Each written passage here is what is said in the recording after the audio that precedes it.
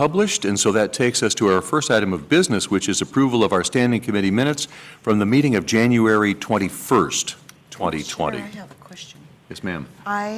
My question is, was I present for this meeting? I thought I sat in last month as well.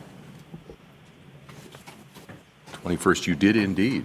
And so I think we need to note that Commissioner Bynum was present. It was Commissioner Johnson that was absent. Was that?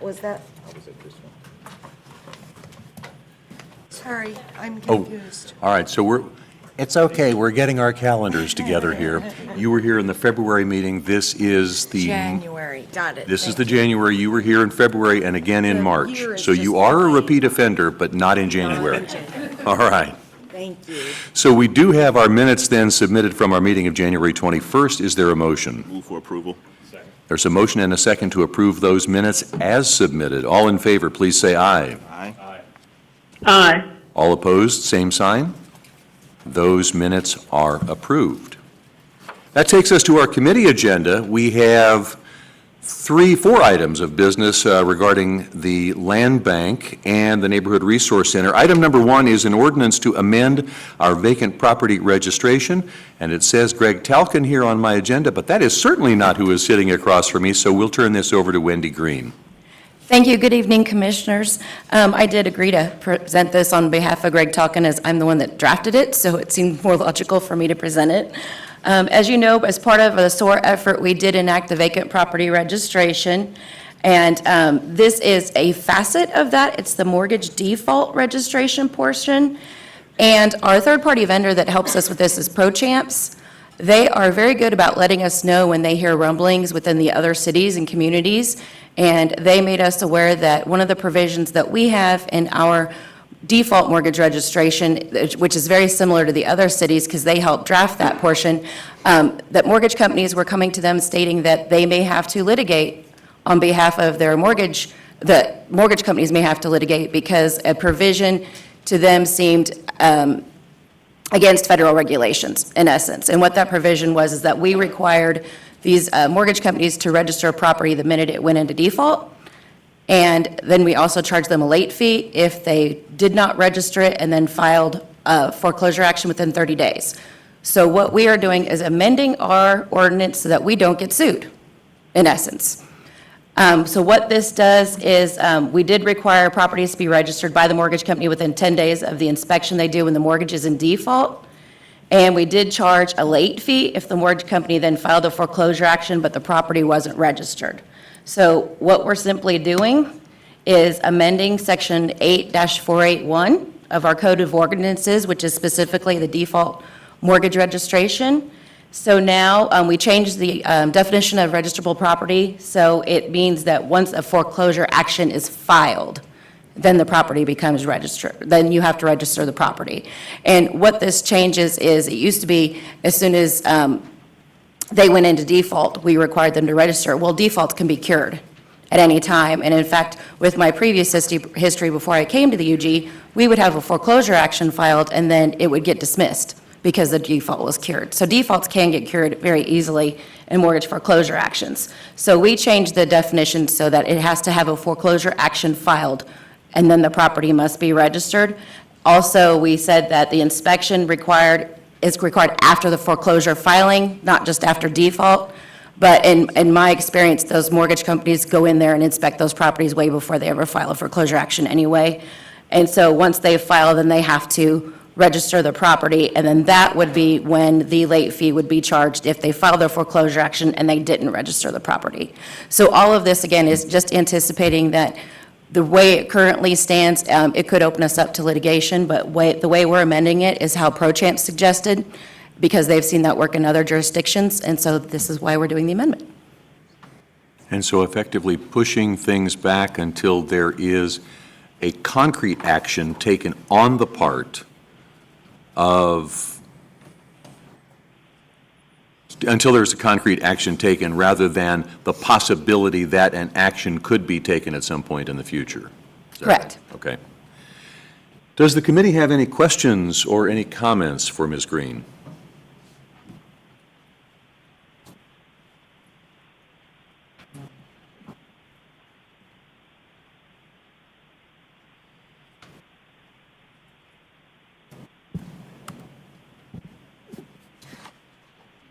approval on this? We do need a motion. If there are no questions or comments, then we would need a motion, one way or the other, please. Second. There's been a motion and a second to approve this change to our Code of Ordinances as submitted. Any further discussion on the part of the committee? Any discussion from anyone here present? Seeing none, roll call, please. Roll call, Bynum, Aye. Johnson, Aye. Townsend, Aye. Burrows. McKiernan. Aye. Thank you so much. Thank you, Commissioners. I'll get back to my agenda. I have so many agendas open tonight. I have to get back to the right one. There we go. So our second item of business is now land bank business, and these are applications. And what I'm going to do is turn the floor over to Chris Slaughter and Catherine Carter, representing the land bank. Good evening. So tonight we have 3 applications. We have 1 yard extension and 2 new construction. The applicants are current on their taxes, no code violations.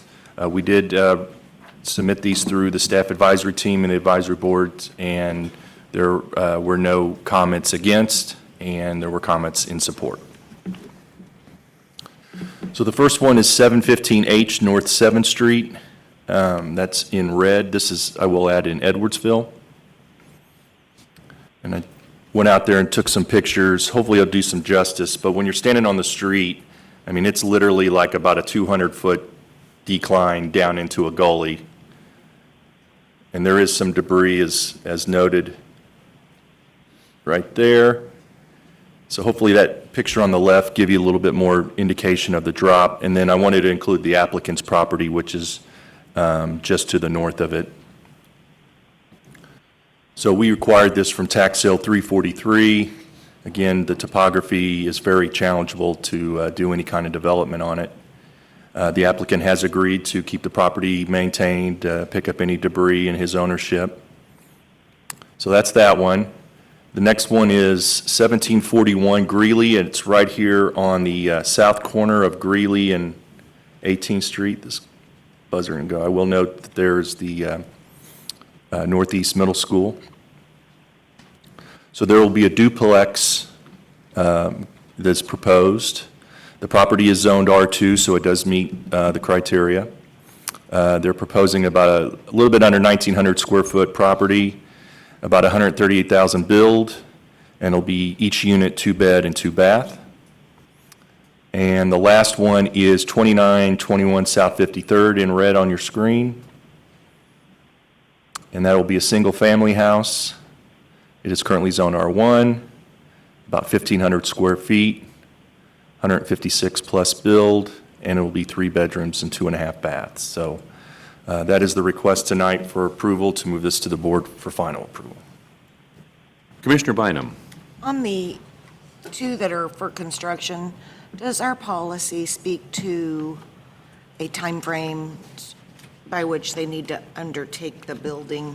Yes, we'll put in the deed a time frame to commence and then a total time frame to complete, with the usual clawback language that if they didn't, we have the right to take the property back. I do want to add that the duplex is going to be built by Bright Solution. The second is Smart Solutions.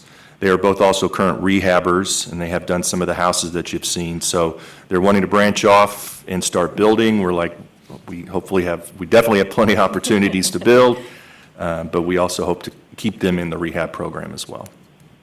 Commissioner Johnson. Thank you. Are there, for the 1714 Greeley, are there other duplexes on that block? Do you know? No. I will add that the builder has stated that if successful, because this whole block, and it kind of even goes even further here, is all zoned R2, the thought would be is maybe one here, maybe another 1 or 2 here, and really just try to fill out that block with duplexes. This is just kind of the first one, and they kind of want to see how it turns out, and I mean, everybody comes and they're anxious and gung-ho, and I always try to tell them, let's do one at a time. So not only do they know how the land bank works, but if they have to go through some of the other departments and their processes, they kind of, learn the process, and then as they come back, we can always ramp that up. So if successful, then we feel like they'd likely like to come and build others in that general vicinity. Absolutely. Okay, thank you. Commissioner Townsend, any questions or comments from your end? No, I think it's a good thing when we have rehabbers. I thought I recognized these names from that program, and as Mr. Slaughter mentioned several months ago, as that bank of rehabbers grows, some of them are branching out. So I was happy to see that. So. That is indeed a wonderful development, and I'd also like to thank Mr. Woodbury for agreeing to take on that lot and clean it up next to his house. That is a wonderful thing. If there are no other questions or comments from the committee, is there a motion? Second. There's a motion and a second to approve these applications as submitted. Any further discussion among the committee? Public comment. Any public comment? If you would, ma'am, come on up to the podium. Make sure that the green light, well, you know how to make sure the green light's on the microphone so that we can hear you. Thank you. Name and address for the record, and we're open for your comment. Okay, thank you very much. Good evening, commissioners and staff. My name is Elnora Jefferson. I am here to represent myself, and also I've had some discussion with our executive committee, and we'll be taking this issue to the board. I'm asking that the Standing Commission does not approve the application for 1714 Greeley. And the reason for that is that it does not conform with the Northeast Area Master Plan purpose. The purpose of the master plan is to listen to the community, record the community's vision, and ensure that local government is working in service to the achieving the community's vision. In this particular area, which is the OCP neighborhood, the OCP neighborhood is chosen as the area that is going to have the model block. The model block is going to have a partnership with Youth Build, with CHWC, with Groundwork Energy, formerly HNMA, as well as the local government. What stands the difference between the new construction coming out of the land bank and new construction or development that comes out of urban planning is that in urban planning, what is required and what was required by the Standing Committee and the full commission prior to 2013 is that there be a mandated neighborhood meeting. The purpose of that neighborhood meeting was obviously to bring together the interest of all parties, to find out what the vision would be, to ask questions such as what's going to happen with the tenants and the people who are going to be living, just a host of other things. Since 2003, that no longer happens here in the Man Bank. So consequently then, under new construction, this particular application would just proceed then to the urban planning zoning piece. So some time ago, a couple of months ago, I had asked as well to review the policies and the procedures, or co-review the policies and procedures to see how they fit well with the Northeast Area Master Plan, and we're still waiting on that particular meeting to be set. So once again, I'm asking the Standing Committee to not approve this application until there can be a for real and intentional neighborhood meeting. Thank you.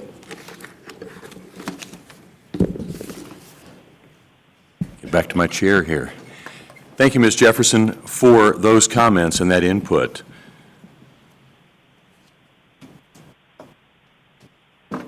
Commissioner Johnson. So I'm just looking at the memorandum. The memorandum says here, Chris, that the Land Bank Advisory Board had no comment on the application and voted to approve, as well as the staff advisory team.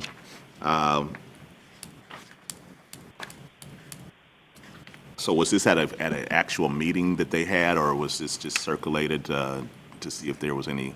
What we do, when we were going through the policy, it was requested by the advisory board to get these applications well in advance of before they'd have to be submitted to be an agenda item. So we send the applications out 2 weeks before that deadline.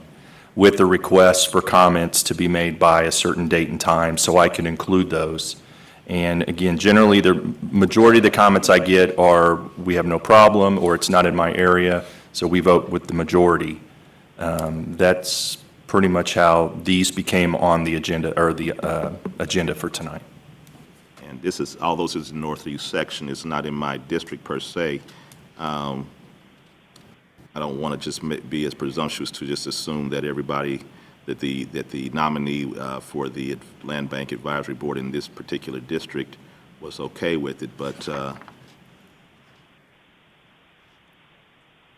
think that Ms. Jefferson brings up a good point with regard to the neighborhood having a chance to have a meeting about that. Is that, and with me being a neophyte to this committee, is that something that is different than what normally happens in terms of the community or the neighborhood having input on something like this?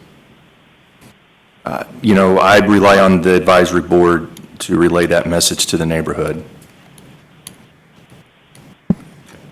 Commissioner Bynum?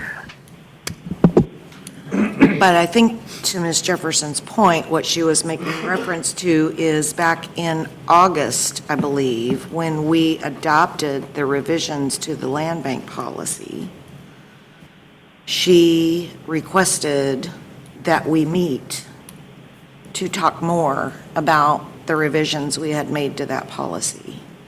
And part of the reason she requested it was for exactly the reason she brings forward, which is it's already zoned R2, I'll grant that, but we have a potential housing development, which is a good thing, sitting very near a proposed model block project, which is very much in compliance with what we put forward in the Northeast Master Plan. And so I think what she's asking for is more conversation in a broader sense, rather than just, should we allow a duplex at 1714 Greeley, which it's already zoned for, but the broader conversation of what is appropriate inside the Northeast Master Plan as far as land use in this area. And again, she's asking for the conversation that she asked for in August, which is, can we sit down? I remember when we adopted the revisions to the land bank, we all said, this is a living, breathing document and, open to revision. And I think part of the reason we did that was because, again, we were trying to protect the newly adopted Northeast Area Master Plan. So just to try to advocate for the neighborhood again, and this is Commissioner Townsend's district, so I would defer and let her speak, but I'm trying to reiterate what I think Elnora Jefferson is trying to bring forward, which is the request that was made last summer for additional conversations around the land bank policy for exactly these kinds of reasons. I will say one of the reasons, though, so we still reach out to the neighborhood associations, as I think actually Elnora did that herself, reached out to the president. I don't know if there was a comment from them, but the reason that we have that, the land bank steering committee, though, is they're representing a number of different, neighborhoods and areas, and so the idea is that due to, honestly, in a lot of cases, just time. So, if we get no comment or all good from the group, then there's not really a reason for us to reach out and take that next step. And we received 100%, please go include in the commissioner's packet, including one from Ms. Jefferson saying, please proceed, so. Mr. Chairman, I do have a comment. Yes, ma'am. I would be in favor, and I would so move that this one item be withdrawn in terms of action for this meeting, and put on the agenda for next month. And in that month, whatever meeting that needs to take place should occur about this. One of the things that I heard mentioned first off was there appears to be, from somebody's perspective, that this proposed construction is not in concert with the Northeast Master Plan. As one of the developers of the Northeast Master Plan, we were trying to get development in certain areas, development that would be needed and consistent with what's in the area. As you've heard, this has already been zoned appropriately for the type of development brought forward tonight. However, I think it is important to talk about what these types of actions mean to the master plan in that context. So, again, I note that, and I think Commissioner Johnson brought this up, that we've heard nothing in opposition to this from the advisory board. But I think it's important for clarity, not only for this action, but for any that may follow, to have this meeting and try to really understand what this means or actions like it in concert with the Northeast Master Plan. So that would be my motion, to have this item removed from the agenda tonight, but to have it placed on next month's agenda, so that meeting needs to take place within that time period. Thank you, Commissioner, and we will hold that motion in the back of our minds for just a moment, because we do have a motion and a second on the table, and I'll look to our legal counsel to make sure I'm not going to shred Robert's rules here. If the maker of the original motion and the seconder of the original motion would choose to withdraw the motion and the second, then the floor is open for new motions. Is that correct? But you could, if I may, Mr. Chairman, I believe a substitute motion is always in order. So she could do a substitute motion to.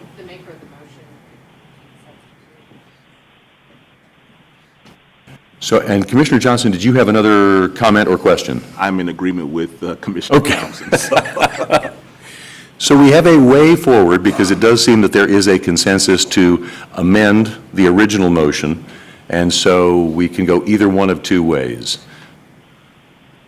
Mr. Chairman, I would withdraw my motion and concede to my friend who represents that district, Commissioner Townsend. Second. All right, so we have the original motion is withdrawn, the original second is withdrawn. That leaves the floor open for new motions on one or more of the items under item number 2. So I would, based on what she has already said, Commissioner Townsend has asked that 1714 Greeley be pulled from consideration at this meeting and be included for consideration at next month's meeting. And I second it. And there's a second for that. So we've now separated item number 2 into 2 actionable items, the first one being removing 1714 Greeley. There's a motion and a second to remove that from consideration this evening. Any further comment or discussion among the committee? Any other public comment on this item? Seeing none, roll call, please. Roll call. Bynum, Aye. Johnson, Aye. Townsend, Aye. Burrows. McKiernan. Aye. Then that leaves open the items 715H North 7th Street and 2921 South 53rd Street. Move for approval. Second. There's a motion and a second to approve those 2 applications as submitted. Any further discussion among the committee? Any public comment on either of those 2 addresses? Seeing none, roll call, please. Roll call. Bynum, Aye. Johnson, Aye. Townsend, Aye. Burrows, Aye. McKiernan. Aye. That concludes item number 2. We'll move on to item number 3, transfers from the land bank. Mr. Slaughter. We have 3 transfers tonight. We have 808 Split Log, which is kind of in the middle of your screen. This laser's not working. 233 North 10th, which is in the middle there on the corner.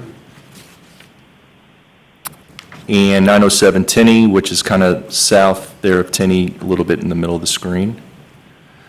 So these are all involved in the 42 and 24 project. You guys established a hold area back in November of 2018. These will all be single-family builds. Roughly, they will average about 1,200 square feet, the construction average of about $155,000, and they'll average 2 bedrooms and 2 baths. So that is the request tonight. And if I'm not mistaken, are these the first properties to come forward for construction in that original hold area, in that, as part of that original plan? Yes. Then I'm very happy to see these come forward. The intent of the organization for which we held the properties was that they would build infill, affordable housing in this particular hold area, and I'm very glad to see that they are commencing construction, since we certainly are lacking in affordable housing, especially in the central city. Any other comments or questions from the members of the committee? Move for approval. There's been a motion. Second. There's been a motion and a second to approve these transfers as submitted. Any further discussion among the committee? Commissioner Burrows. Mr. Slaughter, will we see renderings of the types of homes that will go in there? Are they going to have a set of 4 or 5 different plans and they'll just fill them in? Or is each one going to be a custom build, so we have an idea what quality? Yeah, and I apologize for that. I didn't have time to get that in the packet, but going forward, we'll have a rendering on it. Thank you. Thank you, Mr. Chairman. Absolutely. No comment from the committee. Are there comment from the public on this item? Seeing none, roll call, please. Roll call. Bynum. Aye. Johnson. Aye. Townsend. Aye. Burrows. Aye. McKiernan. Aye. That takes us to item number 4, an update on the Land Bank Rehab Program. Mr. Slaughter. Thank you. Before we start on that, wanted to talk to you about 716 and 720 Everett Avenue. These were lots that were given to CHWC a little over a year ago, and they informed us this week that they had finished the construction on that. So that's something we're going to also try to do as we're going forward, is highlight some of these constructions and builds. So just went out today and took some pictures of the house. Very good quality in the workmanship and the build. In doing this program, I somehow had a fondness for heaters and water coolers, so that's why you see a lot of those pictures. Has a nice deck on it. So again, CHWC did the build. It's 3 beds, 2 baths, 1,400 square feet, and it sold for $190,000. Wow. And right next door is 720. Yes, both do. Yes, yes, yes. And again, our favorite mechanical system. So again, this is done by CHWC. This is a 3-bed, 2.5 bath house, 1,500 square feet, sold for $195,000. And I believe it's one family that has purchased both. So I believe the younger generation will live in 720, and the parents will be living in 716 because it's one level. So just, again, hopefully you'll start seeing more of those as we get going. So now our update.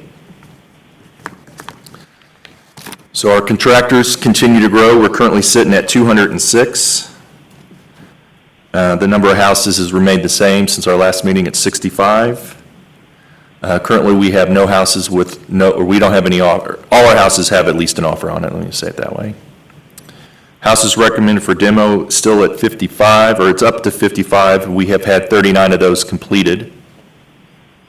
With the rehab started, we're at 43. Awaiting closing, we're still waiting on at 8 houses. And our completed rehabs are at 53.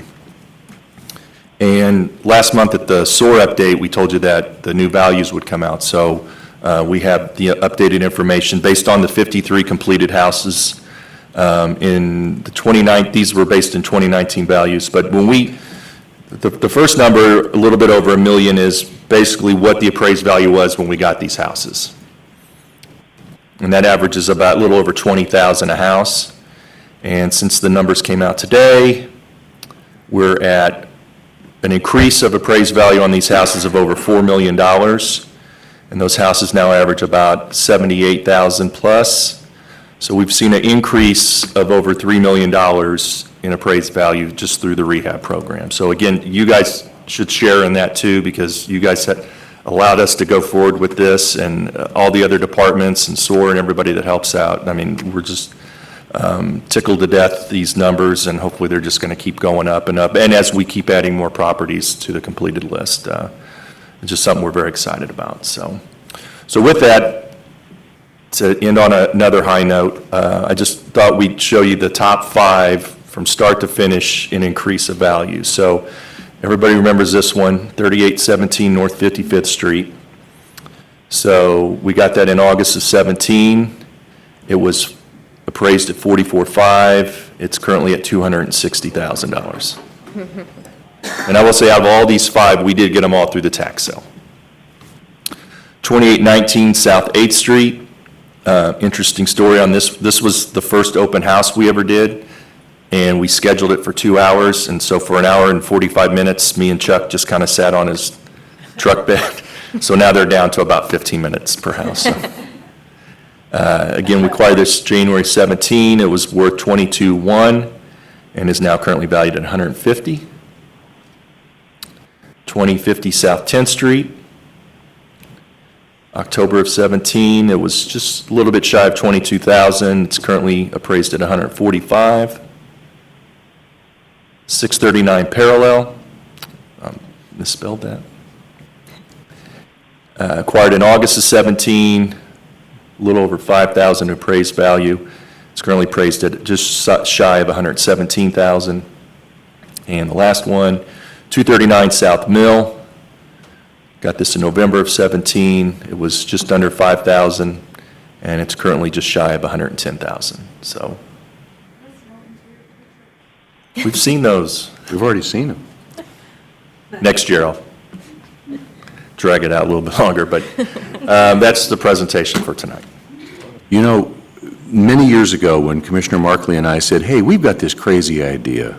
The houses that don't sell in the tax sale, why don't we acquire them and then make them available for rehab? We have the ability to abate the back taxes anyway, which generally were the biggest roadblock, plus the fact that if we didn't own them, a potential rehabber could not get inside to estimate whether or not it was worth their time and money to try to rehab that house. And despite the fact that many people thought it was a kind of a crazy idea, I think you have proven that it is an idea that can work and is working. And even if we don't look, even if we look beyond the ones that have been wonderfully rehabbed with an incredible increase of appraised value, inhabited by people who are taking care of the properties and paying the current taxes, if we look at the other side, the 53 you said you've already demoed? No, 53. Doesn't matter.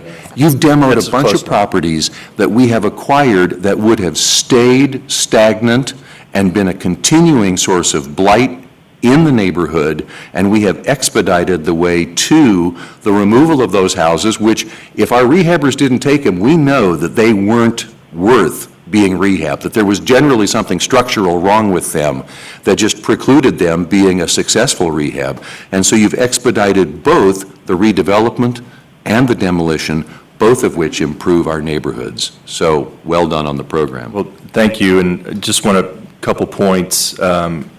You know, the tax sales are great, and that's where we pretty much get our stock from. And what I'd like to tell the bidders there is, please feel free to bid and do what you're doing, but, you know, they can't go in the house until they get that sheriff's deed, and that may be the first time they really know what they're getting into. And I think with us having these open houses and allowing these rehabbers to really see the condition, they really haven't invested other than some time, and I think that helps them make a logical decision. We are working, and once we get our next round of houses, we're going to experiment with a group that's going to go in and clean our houses out. We've seen the pictures of all the junk and debris left. So hopefully that will give the rehabbers a more It'll be more open, they'll have a better idea of how to assess the damage. And the last thing I want to bring up is the biggest bottleneck also was getting title insurance. It's almost impossible after a tax sale. We've been very fortunate to work with Clear Title. We've referred so many other people that aren't even in the program that are having problems with them, and they've done a great job of providing that service. That was really one of the biggest bottlenecks in getting us here, so. Fantastic, thank you. Any other comments from the committee? Commissioner Johnson. Thank you. Of course, you led with the properties that are on Everett, and of course, everyone knows those are in the 4th District. The fact that those houses sold for $195,000 is just mind-boggling. So this is starting to make incremental progress that we've talked about all this time. And so it creates, I think, somewhat of a nuance, I think, in terms of how we've demolished houses, and yet now we're also rehabbing. It creates a certain nuance. So when you look at the totality of it all, it was just good to be able to see that we've increased the overall value for all of our housing stock that are in the land bank program by over $3 million. That's pretty significant. And so those are the kind of, and the average value of the home increased by over $58,000. And I just want to make sure that those that are watching are hearing these numbers. These are making significant impacts in our community, particularly east of 635. I would just conclude by asking that I could get a copy of that, those slides there. I really would love to have those. Awesome. Absolutely. Fantastic. That is the last item on our agenda. It was for information only. There are no other items on this agenda. We will adjourn as the Neighborhood and Community Development Standing Committee. We'll allow just a moment for BPU Board Member Bryant to make his way up to the table, and we will reconvene as Economic Development and Finance.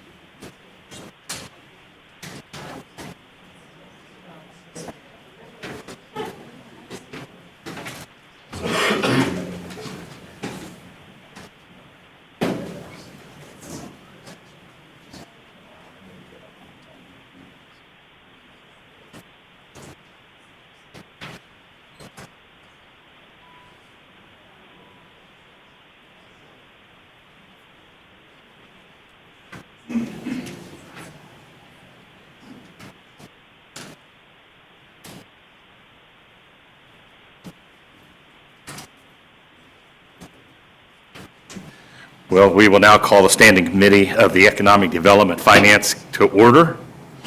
We want to welcome everyone to this meeting. Public comment is always welcome. Anyone wishing to speak on an item on the Standing Committee agenda may do so when the item is up for discussion. You will have up to 3 minutes to state your comments. Please come forward to the microphone and you will be recognized. For accurate recording purposes, we ask all present to speak directly into the microphone. At this time, I would ask roll call, please, clerk. Roll call. Bryant? Here. We have Commissioner Bynum in for Commissioner Walters. Here. Johnson? Here. Townsend? Here. McKiernan? Here. Burrows? Burrows is here. We have no revisions to tonight's agenda.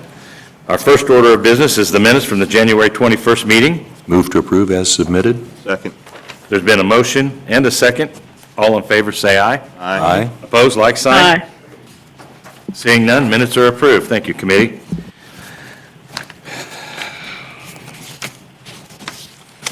We have 5 items on tonight's agenda.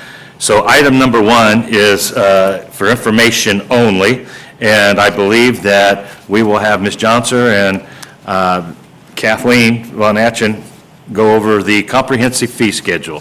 Welcome, ladies. Thank you, Commissioner. This is Kathleen, and I have Debbie Johnsher, the Deputy Finance Director here, and we are talking about the comprehensive fee schedule.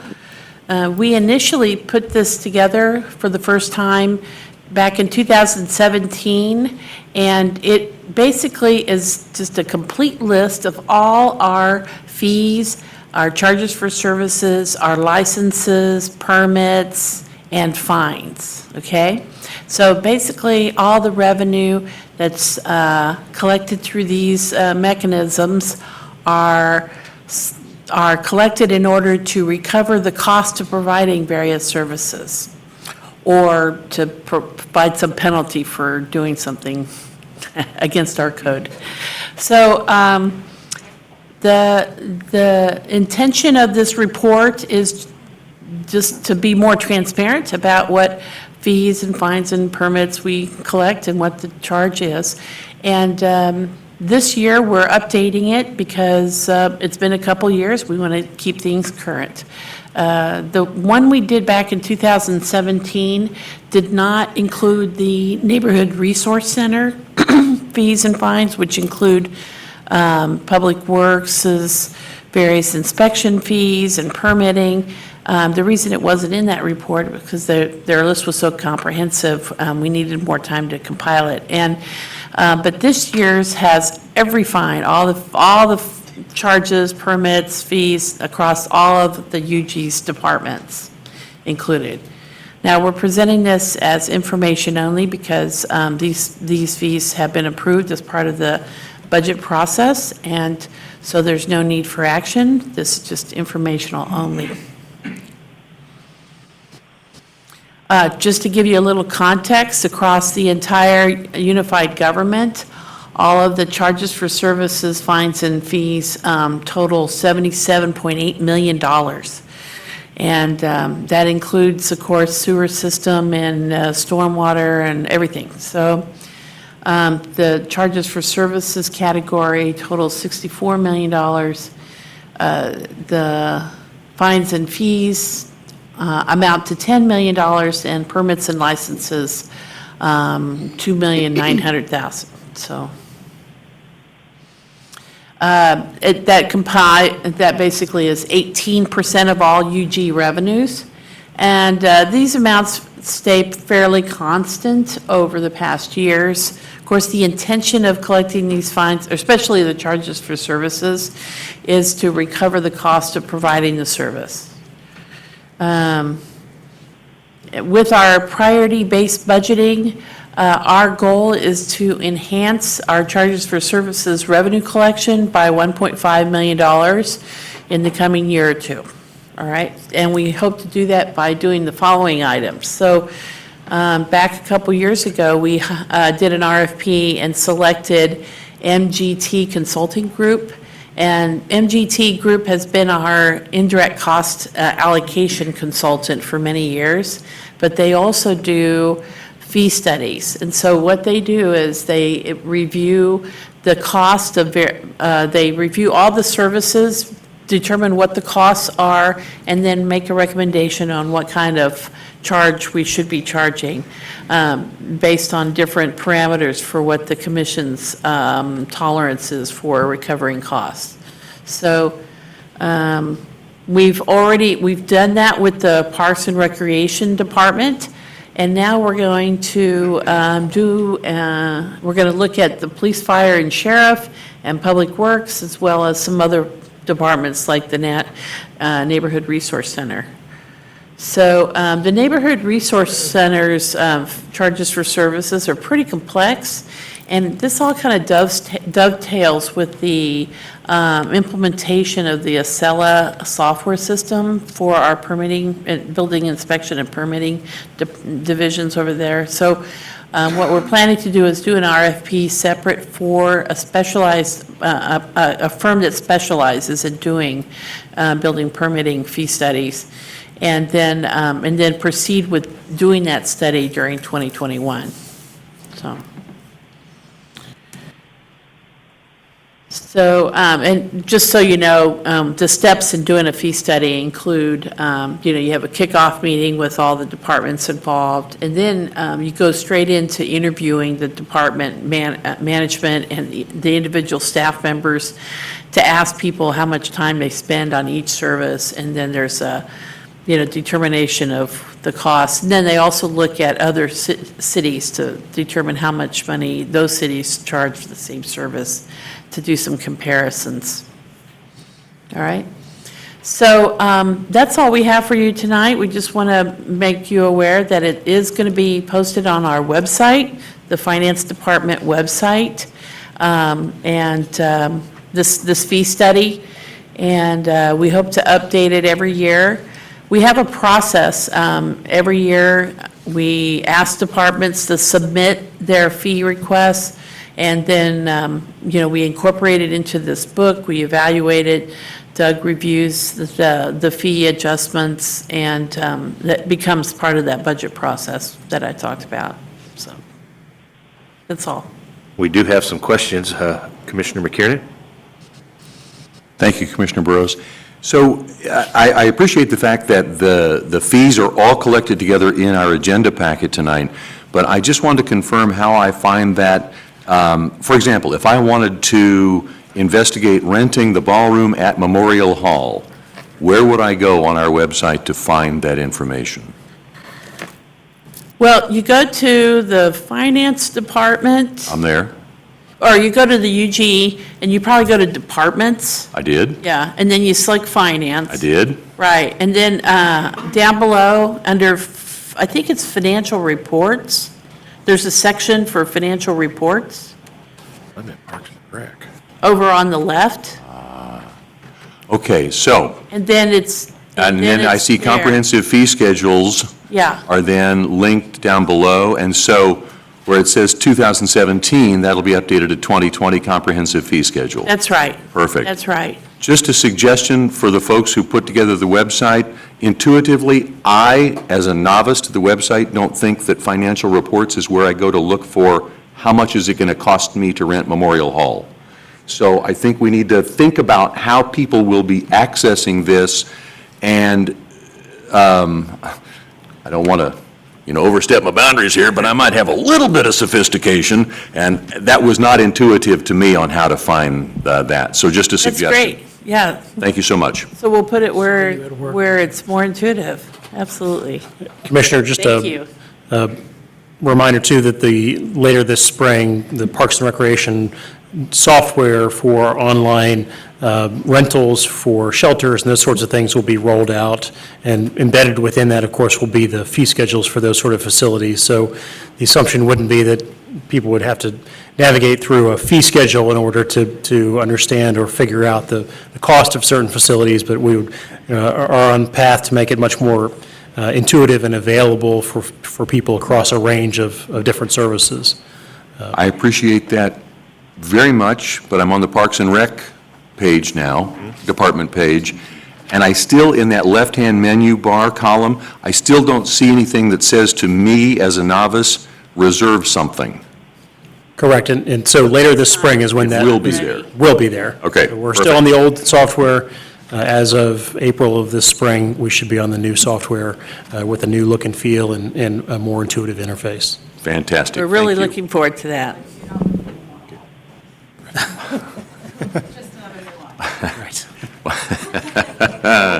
Once again, the fewer clicks it takes me as a website user to get to the stuff I want, the better it is for all of us. Mr. Bryant? Yeah, so Kathleen, you said that the goal is to recover a part of the costs Yes. associated with it. Is there a threshold percentage that is set as like the minimum that we want to recoup?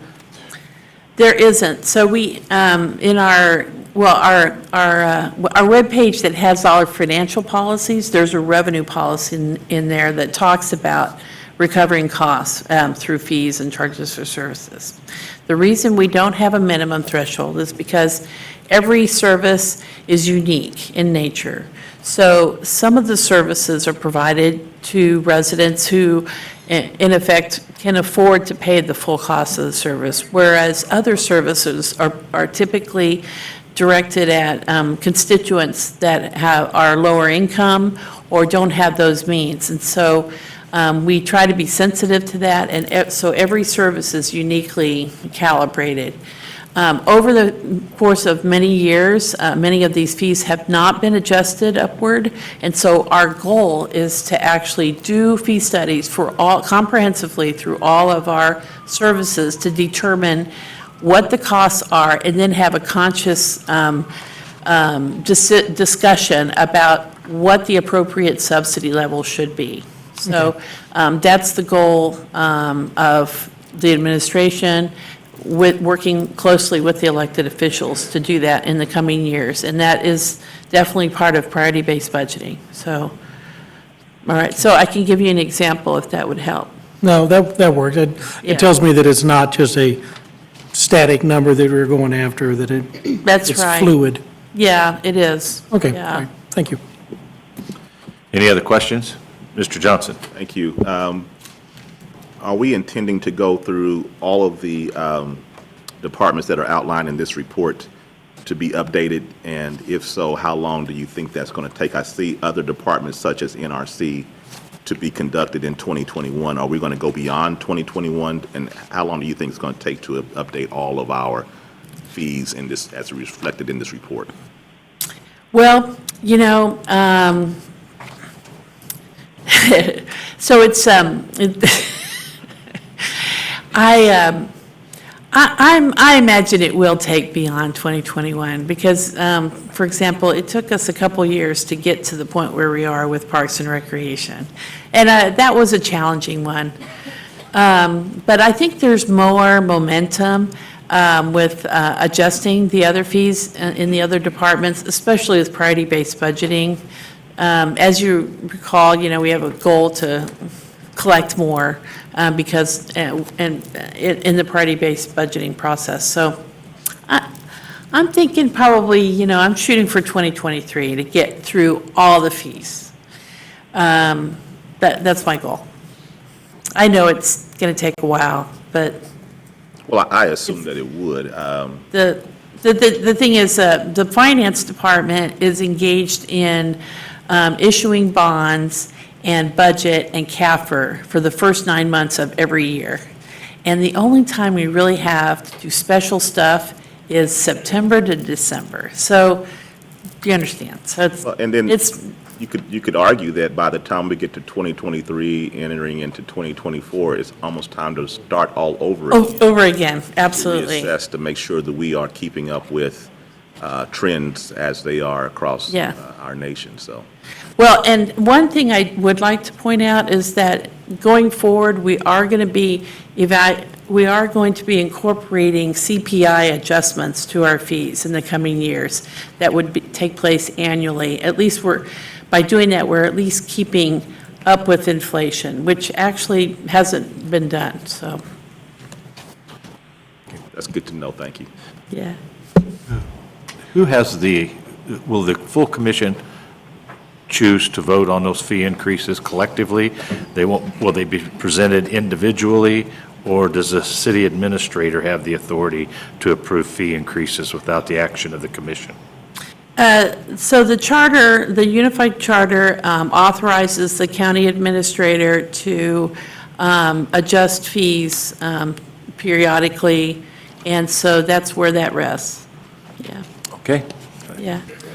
Is anybody from the audience have anybody from the public wish to address this item? Let the record show nobody stepped forward. Thank you so much. All right. This was for information only.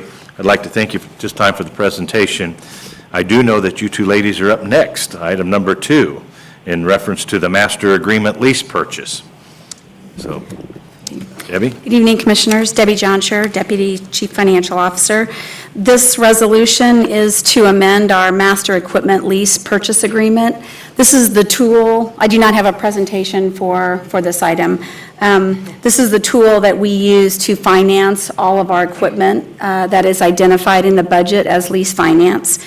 The amendment that we're asking for approval tonight extends the agreement to the end of this year, December 31st, 2020. The previous amendment expired on December 31st of 2019. So it does include the amendment as well as a list of all potential equipment that could be financed this year. Good. and all the equipment that is included has been previously approved by the commission. Okay. Any questions, comments, concerns? Seeing none. Move to approve this item as submitted. Second. Motion been made and seconded to approve as presented.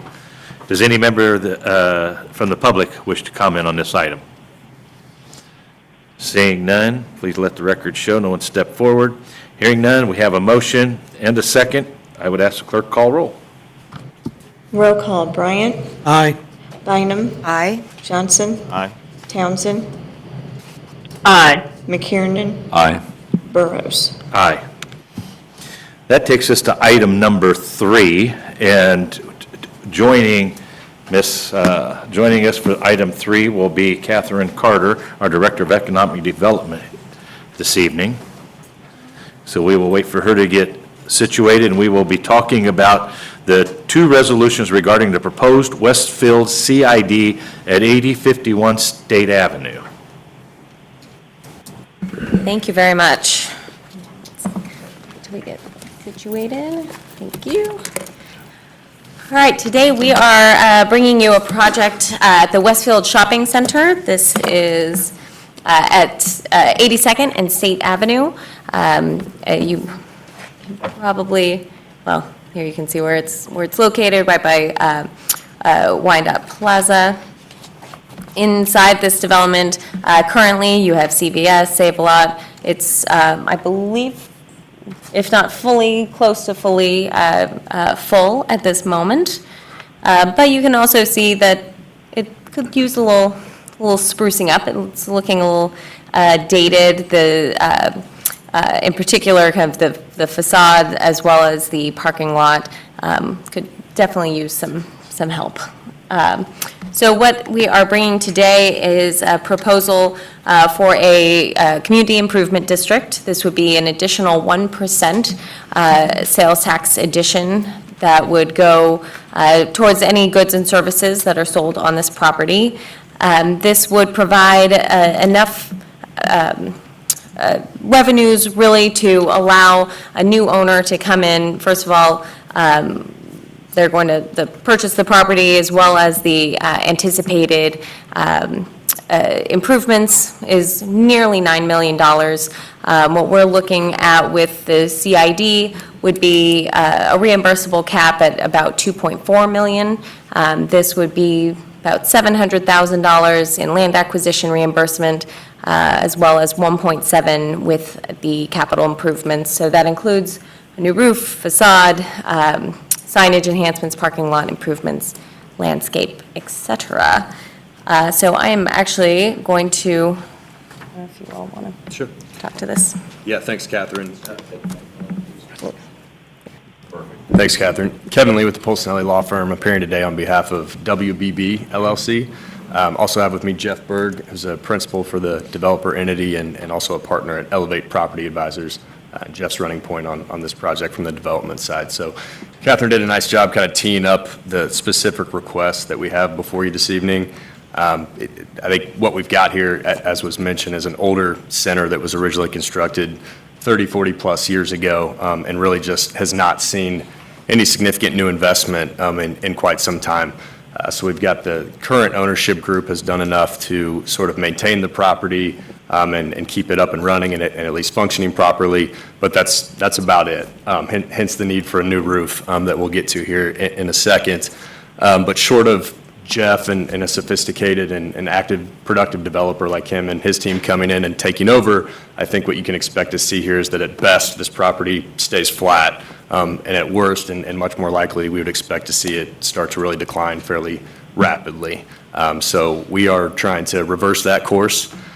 Jeff and his team would come in and acquire the property, give it some much-needed love and care to the tune of approximately $1.7 million in improvements. And what that gets us is a new roof, some really nice exterior facade improvements, and also some landscaping and parking lot improvements like Catherine mentioned. So I think it's really going to do a lot for the area, certainly the center in terms of aesthetics. And so we're excited about it and would ask for your guys' approval to advance tonight. And with that, we'd stand for any questions. I'm going to just I'm going to add, so here's just a rendering of the future exteriors, the new facades. And additionally, so this property currently brings in about $164,000 in property taxes. That will not change, and if anything, that will just increase. As well as with the sales tax revenue, we don't have a great estimate for what that would be, but I think, it's safe to say with some of these improvements, it will make a more alluring, shopping center for folks, and hopefully they will receive additional sales. So tonight, we've got two different resolutions. One is to set the public hearing date for April 16th for this to be heard, as well as another to approve the development agreement. Any comments, questions? Commissioner Bynum? Thank you. Could you just tell me again, parking will be improved, the parking lot? Yes, parking will be improved. Jeff can speak a little bit more to it, but we'll crack and seal and do all of that so that you'll have a much better product there. It seems like the center is 100% occupied, 90% occupied. It's full. Jeff Berg with Elevate Property Advisors. It is about 96% occupied.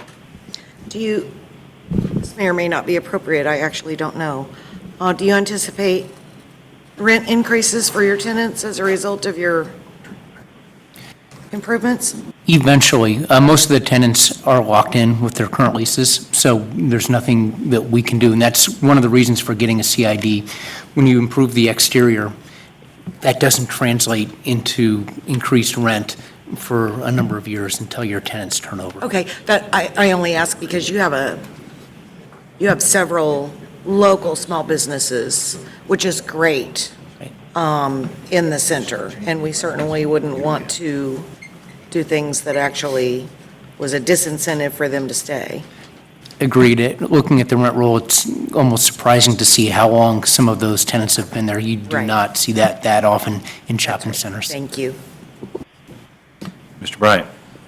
So a couple questions. Number one, what do you expect the time frame to do the renovations? And I guess the second part of that is, how much business disturbance will it cause? I think that under the development agreement, so the direct answer would be there's a 2-year period in there that we've got to get the improvements. We certainly plan to complete it much quicker than that. As soon as we can get going with permits and stuff, I think, Jeff, what would you say? Probably That's right. It probably takes a while to get permits and things like that. I imagine 6 months or so. I think we had anticipated getting started hopefully in July of this year, finishing up by July of next year. So I'd say 12 months to be safe and build in for weather conditions and those types of things. And the phasing is critical.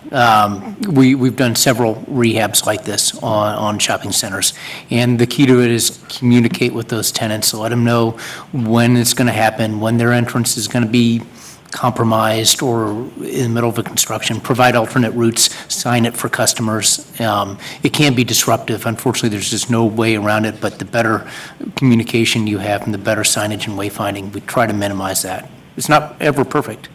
So for the parking lot portion, would it be broken into sections that it would be renovated?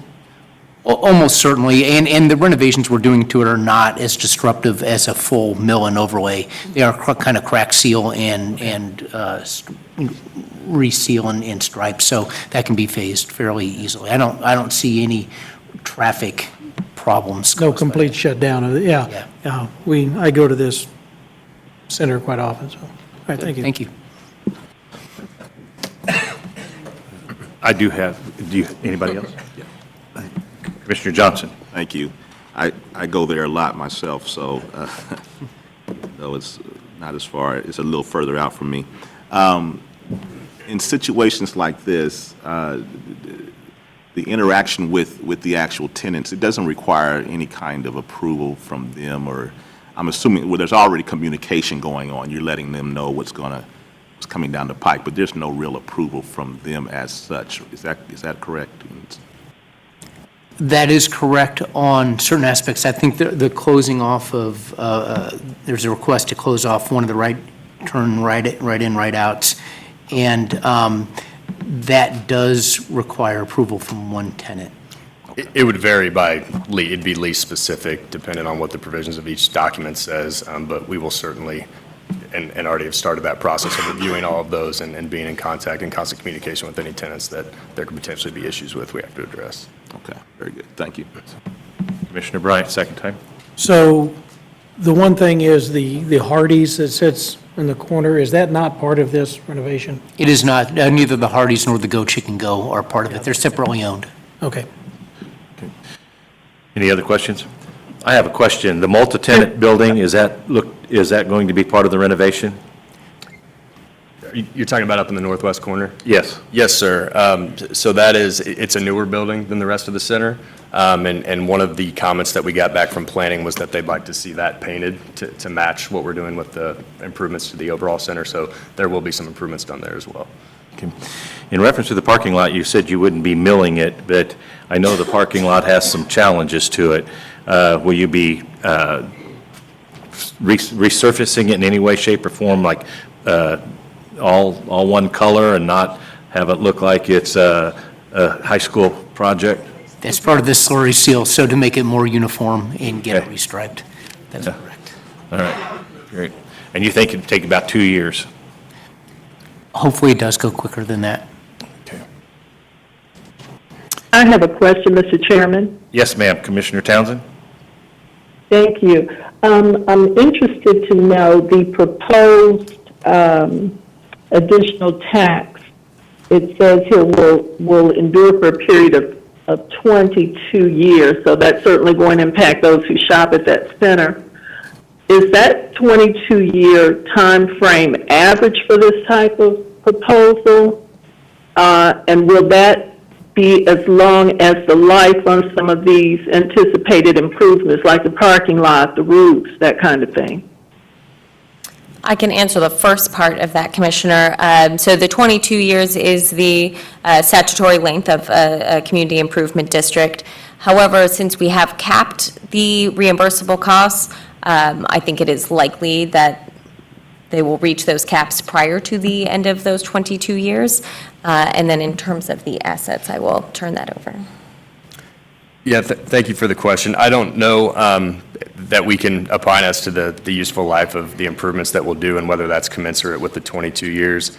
As Catherine said, it comes down to that's the statutory maximum, and I'd say that is average for what you see in these deals on most urban redevelopment centers. That's another reason to the 1% tax that pretty much all of our competition for both users and shoppers are subject to a CID currently. So I'd say that is average, and as Catherine noted, there's a maximum under the development agreement. So we feel that we've been somewhat conservative in the projections, and so to the extent that the center overperforms, then we would certainly reach that cap in advance of the 22 years. And I think that the way the agreement reads is that the CID and sales tax would be terminated at that point.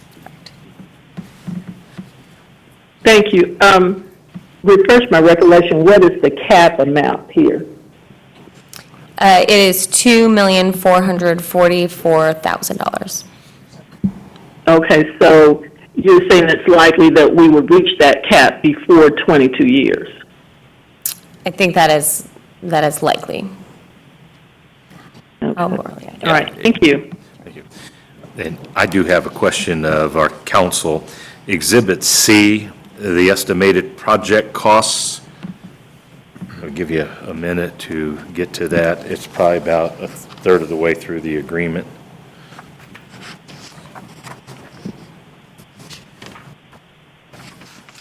It has the estimated project costs on the sheet.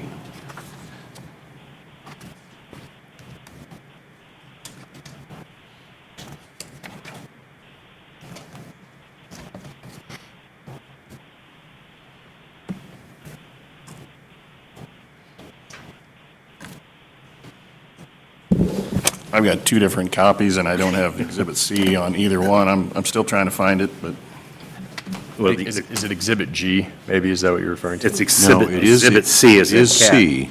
And it was included with the electronic document that was published on Civic Clerk. It's on the Initially. back side of the map of the Westfield CID picture.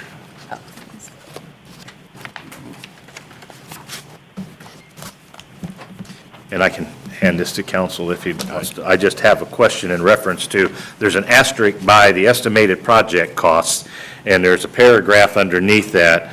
I just want to ensure, because it mentions that herein shall be construed as a cap. Nothing herein shall be construed as a cap. I just want to ensure that that's the proper language, because I'm hearing that there is a cap, and then I'm reading that there is not a cap. I'm happy to respond while he's looking for that, if that works for you. So I think the Exhibit C that you're looking at is in the petition itself, and that's what we submitted initially. The exhibit to the development agreement, I believe, references that subject to the cap, as well as the maximum on land reimbursement. Let's try to find that. So it's Exhibit G to the development agreement itself. And it says, subject to the reimbursement cap and the $710,000 cap on reimbursement for land acquisition costs, nothing herein shall be construed as a cap. Okay, so we do have a cap identified. Yes, sir. Total number, that $2,447,000. That's a hard cap. Correct. Okay. Thank you for the clarification. It's over now. I'd like to thank Commissioner Burrows for pointing out that there are two different total project cost sheets in this submission, and I had not dug far enough down into the packet to see the one that you just referenced. Thank you. Yeah, so one is the petition, so that was the first thing that was submitted to us. Then we did some negotiating, and then we got to Exhibit G, so you'll notice those differences. Well, that's why we have these meetings, have these discussions. Okay. Any other comments from commissioners? Anybody from the public care to comment on this particular item? Okay. Please let the record show nobody stepped forward. At this time, I'd entertain a motion.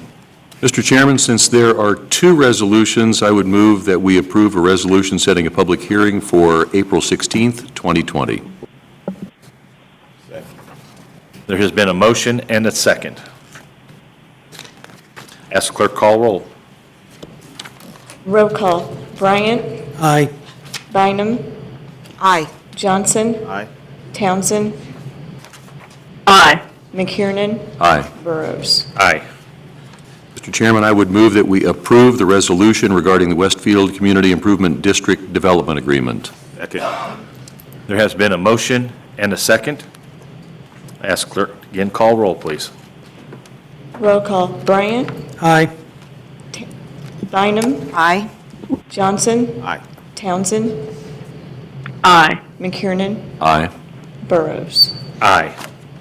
Thank you, committee. Thank you. Thank you. Appreciate it. Thank you. We have item number 4, which deals with the Rock Island Bridge, an issue many of us are familiar with. It's a request for gap funding for the Rock Island Bridge feasibility study that the commission has requested. So this, I'm sure, will be an opportunity for us to ask questions. And at this time, I would like to recognize Catherine Carter. Thank you very much. Yes, as Commissioner Burrows mentioned, I think many of you are familiar with this project. We won't go into overwhelming detail, so don't worry, this will be short and sweet, well, as short as possible. But we're going to give just a bit of an update. I'm here with Michael Zeller, who is the chair or director, president, thank you, of Flying Trust LLC. So he'll do a quick update, and then I'll get into our request for today. Thank you for having me here. Thank you. Catherine and Mr. Bach asked me just to provide a quick, brief step through the origins of the projects, the proposed partnership, and the potential impacts that it could bring. That, I think you're by now all very familiar with the Rock Island Railroad Bridge. built in 1904, and my partners and I leased that bridge for 50 years. It's entirely in Wyandotte County in Kansas City, Kansas, and we leased it with the intention of building a restaurant. Does this work? You sure? It looks like it. No, I want to shine the. Chris having a problem with the laser. Oh, there we go. An intention of building a restaurant in the center of it, right here. Not long after we rented it, staff from the Unified Government working under a Healthy Wyandotte initiative approached us about putting a public trail across it for a variety of reasons, and that kind of caused us to scratch our heads for a little bit. And we started talking with the staff about different scenarios and how a public crossing and private enterprises and gardens and other kinds of activities could all coexist on a bridge, and we came up with the project that you're familiar with now. The public crossing is kind of the trigger in this partnership, and it will deliver 5 things. The first is it just puts a focus on a remarkable asset that many people think has been overlooked because of the origins of the city, and that's the Kaw River right there. You see Strawberry Hill there in the background. It's really quite lovely. There's the bridge in the background as seen. This is the Kansas City Boat Club. They're out there 7, 8 of the warm months of the year rowing most weekend evenings.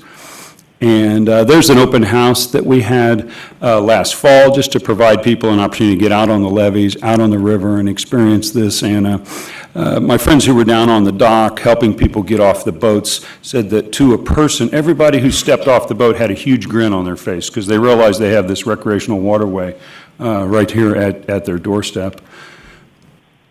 The second benefit that a public crossing can do is drive the health and well-being of Eastern Wyandotte County residents. This is why the UG approached us in the first place as a Trails Connector.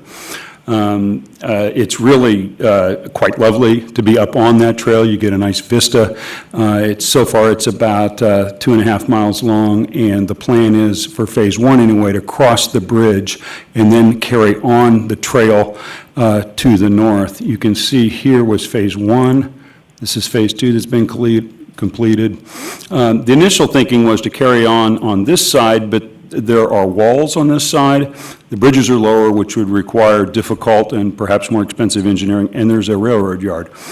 Those are surmountable, perhaps later, I understand. It's still part of the plan to have trails on both sides, but for now, the intention is to cross the bridge, and then there's a clear run on top of the levee top, all the way up here to this major east-west connector trail.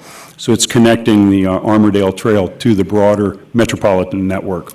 I'm going to jump in really quick. Can you go back to that last? Sure. Thank you. So one of the things that we are doing as a part of the levy raise, so that's the massive, $450 million project, is a plan to have some betterments that would include a levee trail. The plan, of course, that will not happen all on day one, but over the course of some time, and not very much time really, would be to have 17 miles of trail on the levees. So having some spots, I think this is a vital one, but then we're looking at some other areas too that there would have to be some enhancements to allow people to cross the river and provide access and trailheads and things of that nature. So we really are trying, as we look at this bridge, as well as the larger project, really thinking about accessibility. How do our residents get to the trails, use the trails, get from the trails to restaurants, to their homes, to other activities? So this is just all part of a much larger view. The crossing itself will be a public space. It'll be like a public park that's up above water. People like moving water. They like bridges. This is going to give us a chance to provide that open access. The Kansas City Boat Club tells us they can bring major regattas back to Kansas City that were here in the 80s, and we've lost those to other cities that have developed their riverfronts, all kinds of activities out there. There's a view of the bridge from above. I think of it as a little bit like First Fridays for the Kansas River. We're going to put attention on that river. Our marketing folks are estimating about 200,000 visitors year one. And the bridge is frankly the very definition of blight It's 700 feet long of steel, and we're going to convert that, not only, we're going to convert that negative into something positive. I learned a new word a couple weeks ago from Edgar Galicia, a detonator. And I suppose what he means by that is that when you want to get an area rolling, you got to come in with something that is explosive enough to get enough people and enough attention and to detonate activity. And the thinking, if I could speak for my partners at the UG, there's a big open piece of land here. That's the initial place to roll right now, and I think there are plans pretty far down the road for that. Yeah, so one of the things that we are looking at, and you all will be hearing from me again in probably another month or two on this, is really looking at how this bridge ties in with the levees, with future development that is possible. And one of those areas that is kind of the low-hanging fruit really is a greenfield sitting there, which was the stockyards, has never been developed. There are no railroads. So that is certainly a location that is kind of ready, and the market is also there. There are additional areas, I think there's a number of areas in this area that is, there might be some higher and better use for those properties, kind of as we look at, again, how we bring people to the river, how they access the river, as well as, if you can kind of hear, as you've got trying to get people connected from Central Avenue and kind of down and into, areas where they can access and have, positive time. So one thing, this is an early rendering, so don't get too attached to this, but this is the type of design that we're looking at for kind of a first phase of development. So kind of right about here is where the bridge that we're discussing. Here, of course, is Hy-Vee Arena, and this is State Line right here. So we're looking at a first phase would be some apartments, as well as potentially a park that would be public or some combination therein, so. Commissioner Step Bryant. back. Sorry, Jeff Bryant. Another one. There. So does the UG own any of that property? There is here and there, not significantly. So let me find that. So here we have the Haws, the Haw family owns that, who has the stockyards, the livestock exchange. The Wilhite family, who has Premier Investments, owns all of this. However, both of those groups are very interested in development and are open to kind of the highest use for their property. It gets, much more, there's a couple land bank parcels and things in this area, but it's a much larger number of property owners at that point. From a broader economic development perspective, there's quite a lot of investment that's occurring here. There's a $62 or $68 million investment, 400 or 500 units. Out-of-town developers have bought 5 warehouses.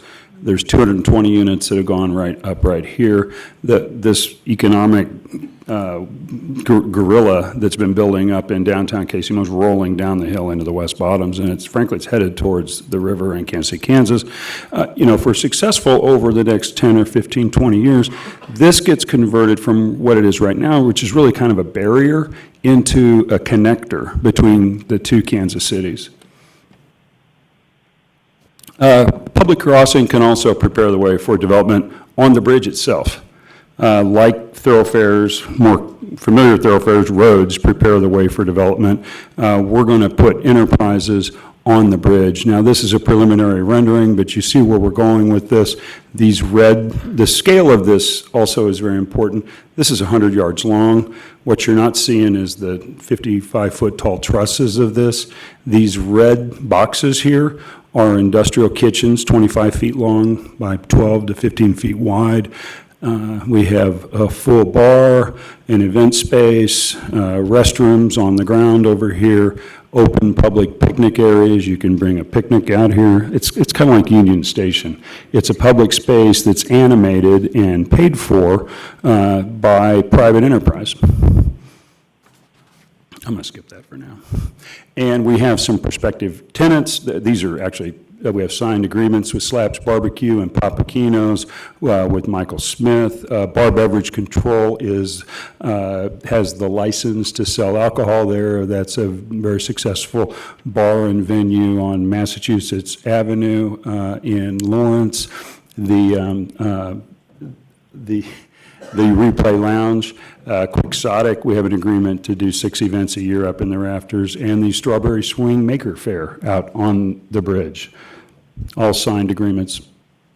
And of course, Steve Fouch, actually, we are meeting with the gentleman who's flying into Kansas City later this week with the National Zipline Company. He's building a ropes course on his roof that would culminate with a zip line that would go to the far end of the bridge here from Hy-Vee, across the river, across state line. And of course, a regional distinctive destination like this drives a lot of tourism. I kind of like this concept that Bridget Zoe put forth, that this bridge could become a front door for the state of Kansas. That is Secretary of Commerce Toland, who's providing the other piece of funding for this study. Is very much interested and supportive in the project. Also, we've taken Jason Fulvey, the president of Visit KC, down to the bridge. He was delighted by it. He came here from Pittsburgh. They know a lot about rivers in Pittsburgh and what you can do with them and how they drive economic development. His question was, can you handle a minimum of 5 buses? And it kind of puzzled me at first, but he meant tourist buses coming from downtown Kansas City, Missouri, Kansas City, Kansas, up from Overland Park. He said, if the weather's nice, which is phase 1, this is a seasonal venue, and you've got music and barbecue and other kinds of entertainment and drinks out on a bridge over the river, he says a lot of our tourists, conventioners, they're going to want to check that box. And of course, just the fun of having an American first. Thank you.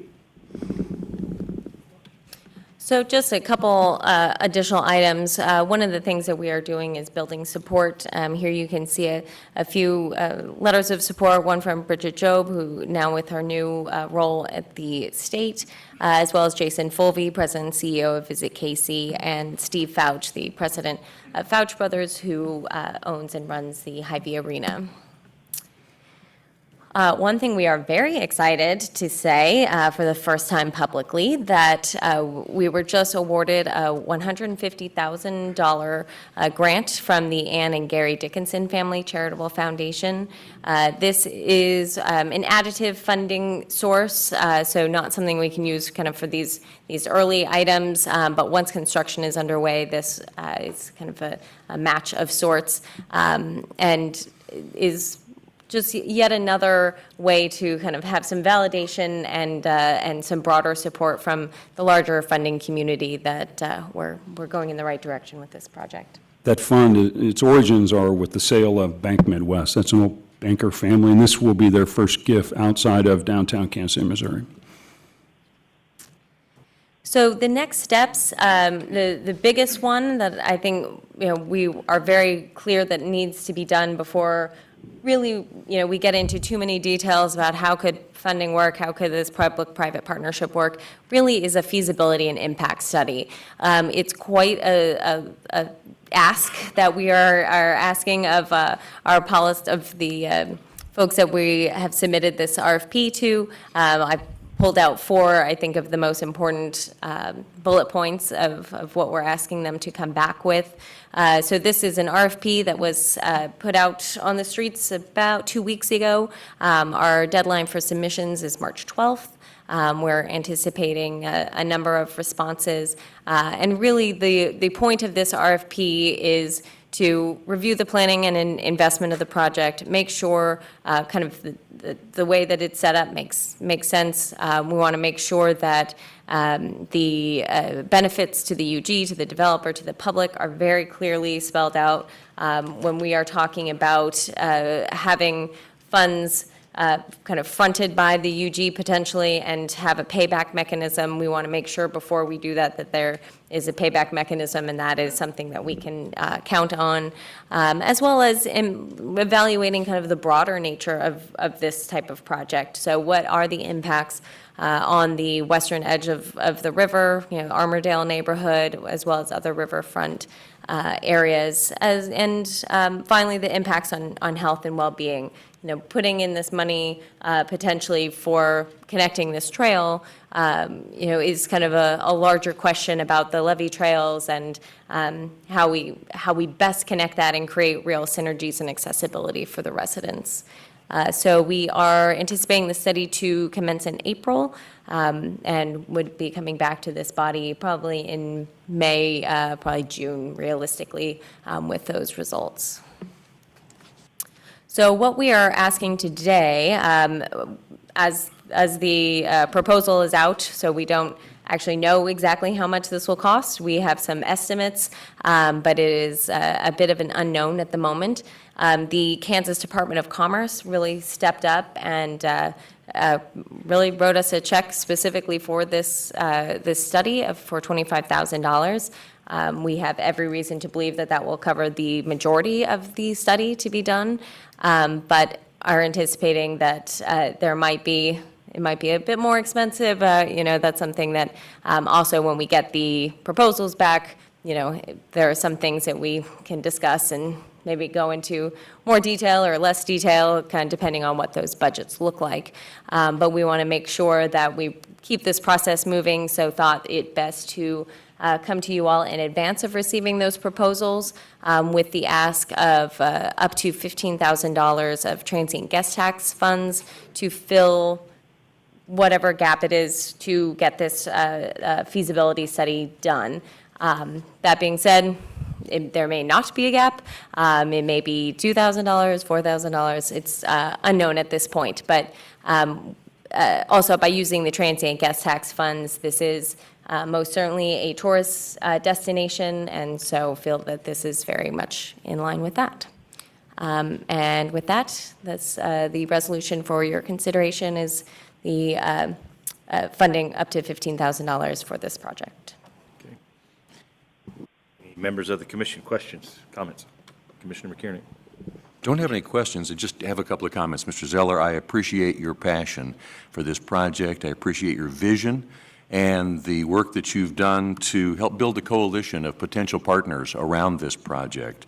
And from my perspective, something like this is exactly what transient guest tax dollars are designated for, because I think the potential of return on that investment in terms of tourist visitation is really high.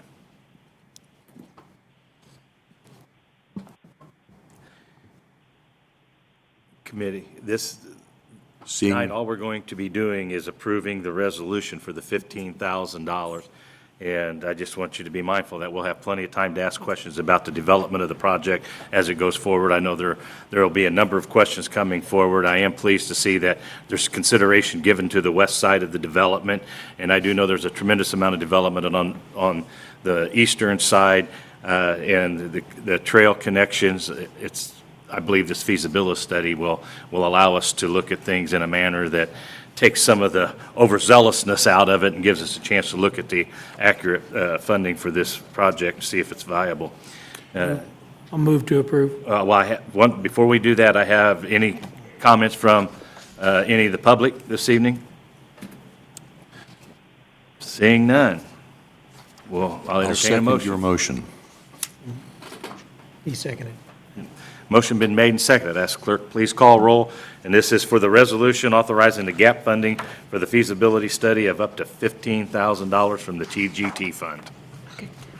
Roll call, Bryant, Aye. Bynum, Aye. Johnson, Aye. Townsend, Aye. McKiernan, Aye. Burrows. Aye. Thank you, committee. Thank you, Mr. Zeller. Thank you, Catherine. appreciate it. Last item on the agenda this evening, I'll wait for our conferees to come forward. Item number 5 will be dealing with an amendment to the KC Foodie Park Development Agreement, and Ms. Carter will be making comments, giving us an update on the Foodie project known as the Scavuzzo Family Former Indian Springs Shopping Center. Thank you very much. Catherine Carter once again, and we don't have a presentation, just FYI. So this is, we are all hopefully very familiar with the Scavuzzo's project, KC Foodie Park at the former Indian Springs site. This is something I'm going to let them explain in more detail, but just kind of at a high level, what we're requesting is a slight extension in terms of the actual days to commence construction after they close on the first phase of the property. So this is something, we feel like they're in the process of working through Opportunity Zone funding, which is a bit of a bear, and trying to get through that and some other things that want to make sure that this is done correctly and not necessarily rushed through. So Kurt Peterson, if you have any comments. Sure. Hello, everybody. Good evening. Usually, I, Kurt, am sitting with Rich Scavuzzo. Tonight, you have a better-looking version, smarter, more talented version. Thank you. Don't tell your brother. But Molly Scavuzzo Nichols is vice president at Scavuzzo's Inc. and very, very involved in this project. Rich is actually, we won't give any details other than to say, did you notice when you got to work or at church, whatever this weekend, how like a third of the people are sick? Rich called me today and said, Molly's coming. He's not feeling well. He's not doing well. So he sends his apology for not being here. But as Catherine said, the request before you tonight is fairly discreet, but we thought you can keep us here as long as you want, but we would affirmatively present to you for maybe two minutes here about an update, because we are before you and there's a lot going on. So we like to start where we felt like UG commissioners, while the whole site's important, UG commissioners definitely told us that State Avenue is really important in activating that, so we thought we'd give you an update there. We have talked to, and Molly really heads this up, the brokerage side for retail, but giving the brief version. Up along State Avenue, we've talked to a number of restaurants, especially those the Scavuzzos have a very close business connection with, given the industry that they're in, a lot of local and regional businesses. And there's 3 restaurants that are very serious. In fact, one, and you all know we have non-disclosures with everybody, but there's a way that the UG, through Catherine and her team, are going to be helping us very specifically with one of those restaurants. And we really feel like, especially if we land this first restaurant, it's that domino effect. It's very hard, no matter what you're doing, especially a project like this, to get the first one. And I'm telling you, we are very, very excited and bullish, and you would like to eat at and be proud of having each of these 3 restaurants. We don't have anybody signed up on the dotted line, but as Catherine can attest, we're rolling in the right direction. So we're very excited about State Avenue. Next, we could go to, we have a serious contender for a hotel. Weren't really sure that would be the market, there'd be a market demand for that, but we have something, again, not signed up, but very serious, where we're investing time and money in pursuing that. So then moving, as you kind of move south on the site, move to the middle, where we still are planning, of course, to do our headquarters, but we had, again, it was out of the blue, we had a serious, large, high-paying employer office that was interested in looking into the site, which would coexist with us, possibly 2 buildings, possibly a bigger building.